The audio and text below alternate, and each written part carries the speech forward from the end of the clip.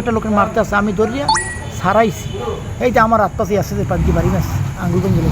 আচ্ছা, আমার নাম মোহাম্মদ রিপন, রায়নপুর ইউনিয়ন, পাত্রকড়া থানা। আমার বাবার নাম রতন হলদার, আমার গাছ স্কুলের সাথে বাড়ি। সকালবেলা আমি 10টার দিকটা আমি ওই চার দোকানে আমি ঢুকি, চা খাইতে ঢুকি। পরে আমি চা খাইয়া বাইরে আনার পরে এক লোক দরজা থেকে আবার ভিতরে ঢুকছে, আর আমি বাইরে দিছি। তার আমার অটো গাড়ির চাবি ছিল হাতে, এই চাবির কিনে শরীরে বলে আসল লাগছে নাকি এই বলতে আছে। আমার সিম দিতেছে, সিম দিতে কথা হইয়া আমারে কইয়া আমার দাপ করে একটা কান পাশে থাওয়া আমার সিম দিতে।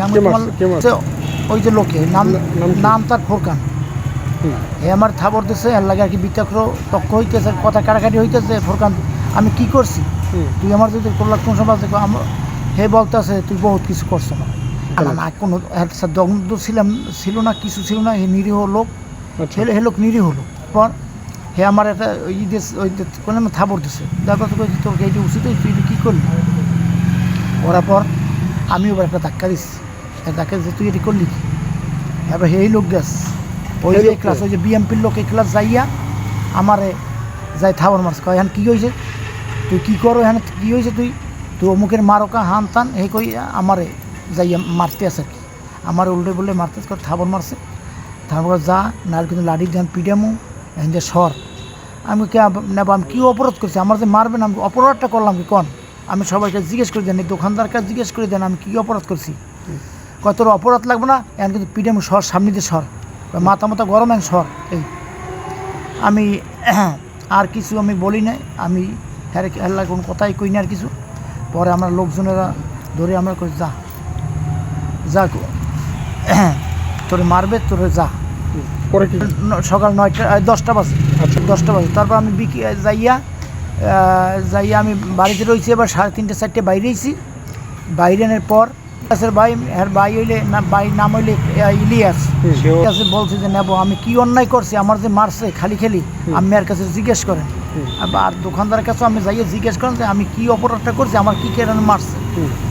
পরে হে কী করছে, আর মাঝে ভাই এর কাছে বলছে যে তুই রিপনেরে অমুকের তুই বলে মারছো। কারণ হেডে আমি বিচার দিলাম বিচার এই বিচারে আমার অপরাধে আমি হের কাছে বড় ভাই কাছে বিচার দিলাম। তুই কার কাছে বিচার দিচ্ছ, যাইয়ে আমার মারধর শুরু করছে। সন্ধ্যা আমের 7:25 সময়, এই সময় আমার মারধর শুরু করছে। আমি কী অপরাধ করছি, তুই অপরাধ তুই বিচার দিচ্ছ, কয় তুই এই দেশেই থাকতে হবি না। আমার আগে কয়েকবার হুমকি দিচ্ছে ওই ক্লাস কইছে 10 টাকা পয়সা না দিলে এই দেশ থাকতে পারবি না। আমি কি টাকা চাইতে কয় দেশে থাকতে হয়, হ্যাঁ থাকতে হলে চাঁদা দিতে হইবে। অনেক কী করছে। একবার আমার এই যে 5-6 মাস আগে আমি ঢাকা থেকে আসছি, এই যে আমি ঢাকা থেকে আমি আসছি মনে হয় 5-6-7 মাস হয়েছে আমি ঢাকা থেকে এসেছি। আর পর আমারে এরা মারামারি করতেছে, আমি সাইড গেছি।